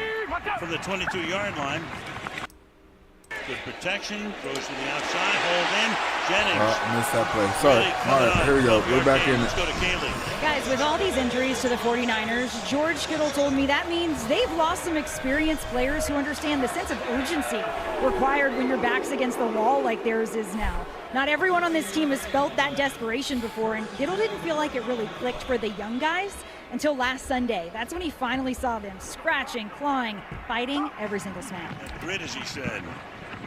We're missing the grit. Pass over the middle. Correndo makes the catch. And again, tonight they get some guys back, but Trent Williams is still out, missing his fourth straight game, the left tackle. I liked he said we have grit individually, but we need to see it as a team. And there's Trent Williams, who's a big part of the grit of that offensive line, and they really miss him up front, not only because of his talent, just because of his presence and what his presence means to that offensive line and kind of the personality of the offensive line. Jalen Moore will play that role until Williams comes back. Correndo is able to find his way and angle his way. Out past the 45 for a first down for San Francisco. Young makes the stop. And that's where you find out how that foot is doing when you have to run through some tackles. He ran right through Kobe Turner. He gets to that second, let's see, 91 chasing him. He eventually bounces right off of him, and that extra effort and that spin gets him that first down. So far, that foot holding up very nicely for him. 4 carries for him, 11 yards. 3.5 left in the quarter. San Francisco leading 3-0. Kittle is the motion man, and again they give it to Correndo. Talking about the guys they're missing, of course, McCaffrey's #1. Jordan Mason has done a nice job. Elijah Mitchell would have been #3. Yep. You're going all the way down the list here to Correndo. Yeah, and if Correndo's foot doesn't hold up, you're talking about Patrick Taylor out of Memphis would be #5, and of course Deebo Samuel would be able to help out as well. I mean, it's been that kind of year. There's Taylor. Saw a little bit of action last week. Not much before that. 2nd down and 6. Ball right on the 50. Play fake. Knocked down. Good play there by Witherspoon. Coming in there because Kobe Durant is hurt. He breaks up that play, and it's 3rd and 6. And second time they've tried him on that quick slant. Both times he's done a really good job of positioning himself And to be these able to guys, knock the ball away. Remember, he is a veteran. Corners Really are has on a point field today. succeeded. Look at this. He was all over him. Uh-oh. He said we might have a problem. Jennings tried to all right, sell we're good. him like he was going downfield and going to go by him on a go route and then put the brakes on, but not fooled at all. Really good job of defending that. Yeah, former 49er, 7th year in the league. Is Witherspoon, 3rd down and 6 now. Juszczyk is in the backfield. Purdy under pressure. Look out. They get him to the 46-yard line. Kobe Turner, number 91. He cut? of the I don't know. recent Masked what was he Singer trying to do? fame gets the sack. Well, they show pressure, and then they end up only Yeah, let's see bringing that up 4. You see close. him walked up, and then Young drops, but there is a nice stunt there. I think it caused enough confusion Why did he there. jump? Eventually, Purdy, just nobody downfield, and they collapse that pocket right on him. O'Donnell, his 3rd punt. 6th punt of the quarter. Whew, that was close. Fair catch call for it. Made at the 16-yard line by Xavier Smith. Exactly 2 minutes to play in the period. Niners on top, 3-0 at home. All right, here we go. You know what that means. We gotta go to be right back. Did you get? Man, well, I thought we'd already have like 3 or 4 touchdowns.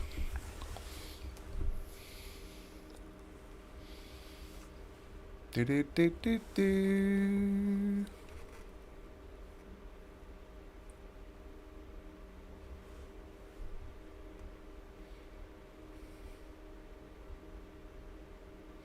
Got no touchdown. That's crazy. What kind of game is this? That's over. Well, maybe not. Let's see, bro. He has 7. Oh, there you go.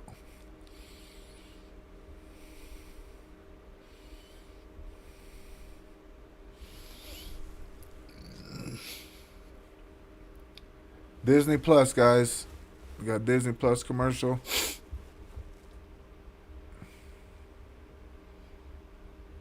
Oh,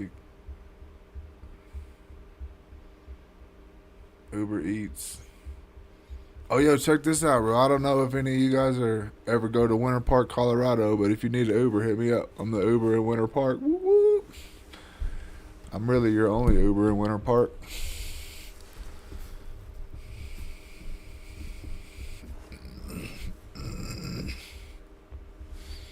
Ba-da-ba-ba-ba. QuickBooks.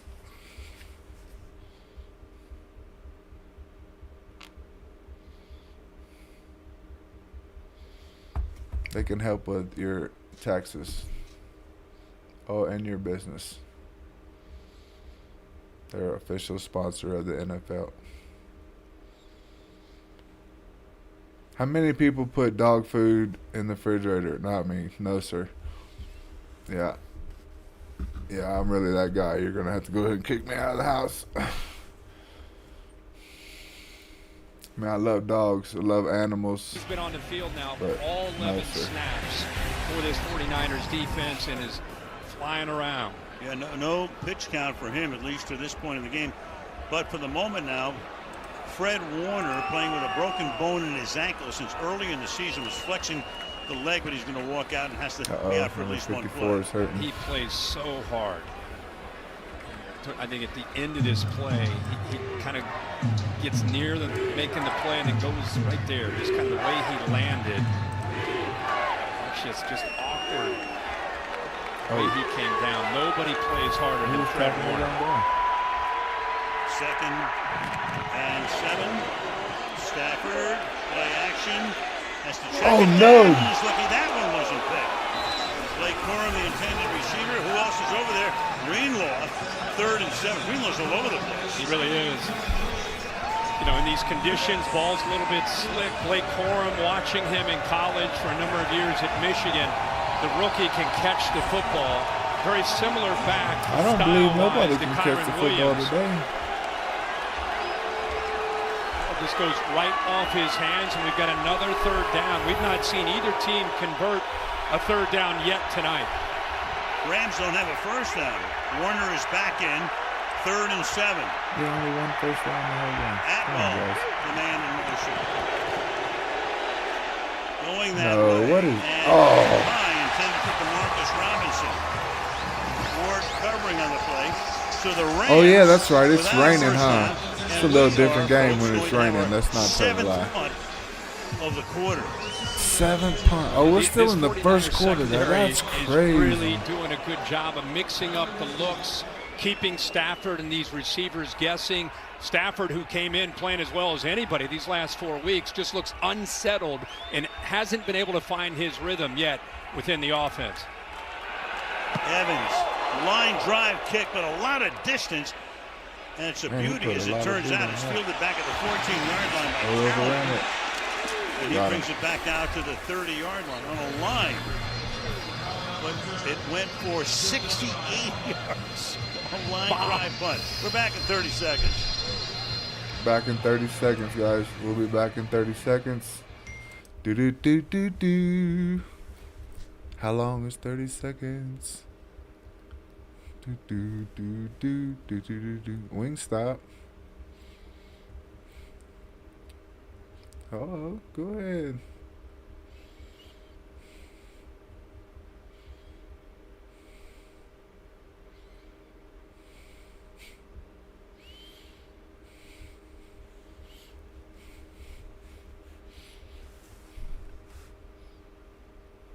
Man, look at that. You know he's not out here. Look at that rain, guys. For sure.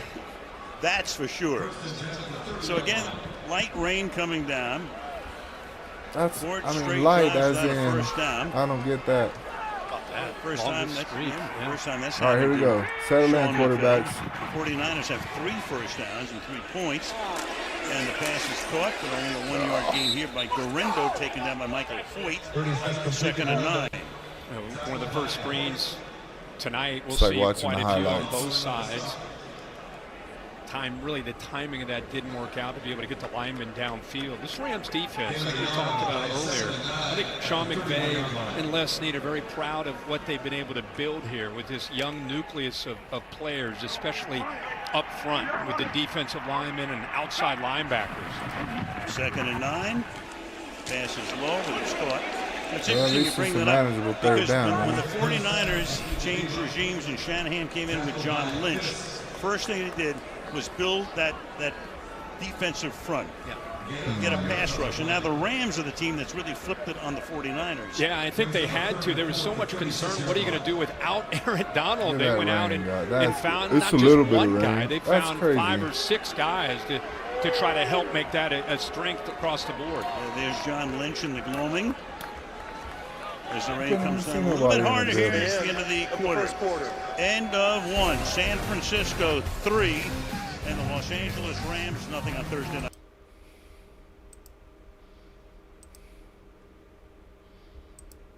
All right, well, there you go. All right, so now we got like ba-da-ba-ba-ba.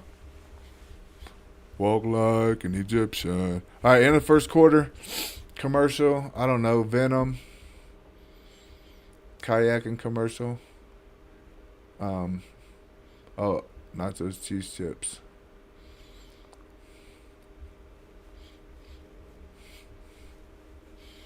Quest. Bum bum ba da bum bum bum bum bum bum bum bum ba da bum bum bum bum bum.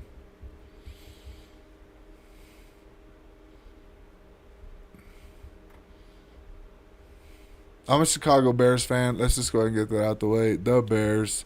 Also, am a Chicago Bulls fan, even though I haven't watched basketball since Michael Jordan. Soccer, I like Orlando. I'm from Mississippi, so, we don't have none of that, so we have to go out of state.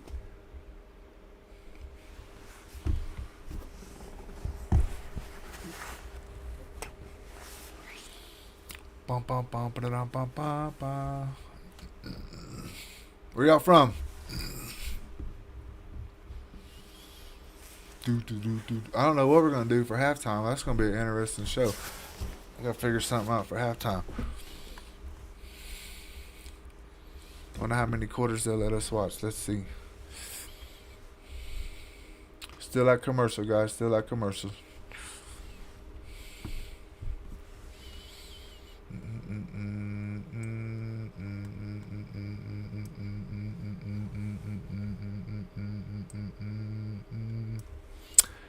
I'm digging on the green screen. What do y'all think about the green screen? Bum bum bum blah boom boom boom boom blah boom boom boom boom. We're at commercial, guys. We're at commercial. I can't really show nothing during commercial because, well, it's just not allowed. Do do do do do do do do do do do do.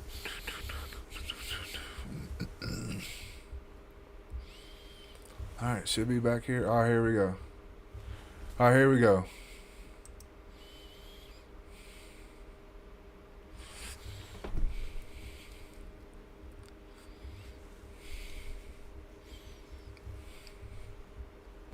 Die-hard fans right there. Die-hard fans right there.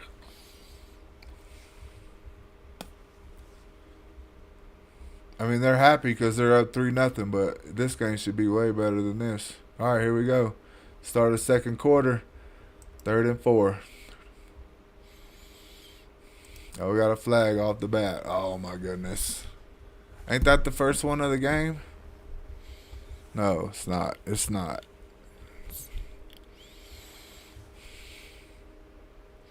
All right, here we go. Let me turn this sound on. All right, my bad. He's just anxious to get out of his stance and try to get downfield here. Jumps a little bit early. Oh, yeah, he jumped way early, huh? Talks about touches and opportunities. He has 4 touches, a couple carries, a couple receptions. All right, already. 3rd and 9. Come on, guys. Let's get a first down, man. How about it? Game to this come point, on. each team with one. You can do it. I believe in you. Come on. There you go. Of course, What the minute I happened? say it, here comes the flag as Juwan Jennings makes the catch and is out of bounds on the Rams side of the field. Yeah, are they going to get that on the defense for grabbing on? Witherspoon there in coverage against Jennings. 49ers seem to think so as they're moving up toward midfield. Pretty handling the football pretty well. You know, he's got a big hand, throwing pretty tight spiral here. Holding. Defense number 4. Penalty is declined. Loves the Result of the play outcut, is a loves the first down. timing of that. All right, Jennings here we is the go. guy who's Second really had to first step down of the up for this game. Here we offense. go. You go back to week 3 when he went up against the Rams, had a monster game, 11 catches and 175 yards and 3 touchdowns. I feel like both these offenses in the weather. And I got these guys both throwing for over 300 yards a day. This is bull crap. Come on, man. Let's play ball. Looking for some bigger shots downfield. All right, here we go. Yeah, we're only in like the 3rd round of a 12-round fight. Yep. You know, trying to parry, figure it out. Garendo goes nowhere. Nowhere. Second down. Nowhere. Rosepoon, who leads the Rams in tackles. The Rams up front, we were bragging about their defensive line. Do a pretty good job of keeping him Can y'all clean. appreciate You'll what see we're trying him to in do the here? run game. It's so important when you Hit that defend like Kyle button. Show me y'all Shanahan. He gets appreciate it. downhill. He makes a lot of tackles. But not too many times because we don't want to draw attention to ourselves. We just want to be back in the corner, Trying to get a better chilling, look from a different angle. 50-yard line, second down and maybe 9. watching every play of the game.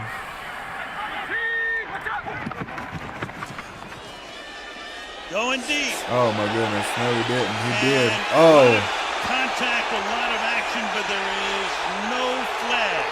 Cam Curl is there with George Kittle. Good battle. Incomplete. Yeah, they flexed him out. You saw the motion by Deebo Samuel, so that creates the one-on-one opportunity, which is exactly what the Niners want. We saw Curl earlier go one-on-one with a shorter route. Now he's downfield, really never finds you the should have had football. that. He should have stopped, came back for that. I That think there's kinda- I mean, contact there. Very easily could have there's been a all kind of call. The main contact there. reason is the contact and without getting the head turned around. Kept the flag in the pocket, and it's 3rd down and 9. Oh, look at him go. Come on, Purdy. Purdy under pressure, fires into traffic, and No, Jennings no, in. pass. Man, what is going on here, guys? Uh-oh, hold on. Technical difficulties.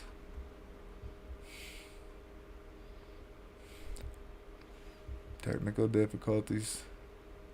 Intended receiver There we go. Jennings can't hold on, 4th down.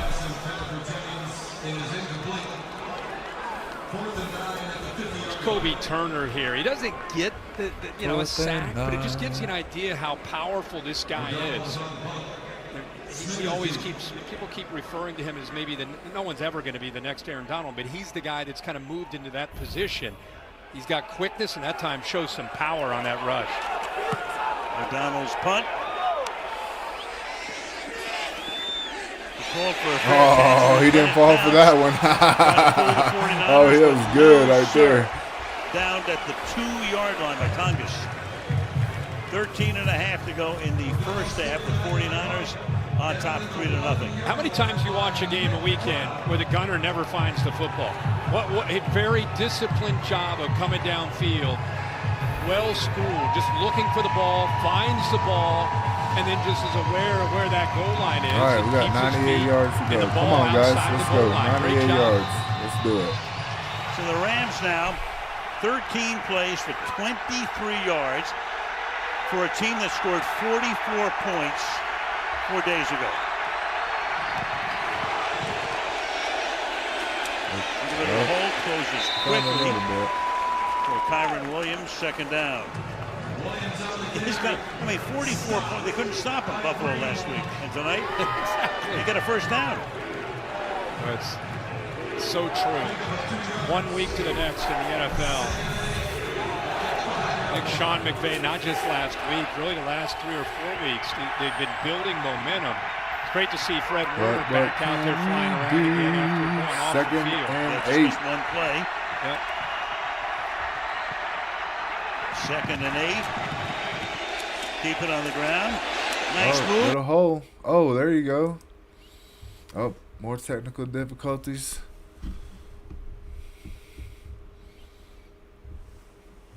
Oh, technical difficulties. Come on, guys. What is happening here?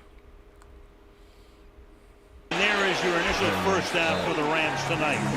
Kyron Williams spinning his way to a first down at the 15-yard line. Bo Limmer, the center, does a really good job here getting up to the second level. How about the two receivers? Puka Nacua, 17.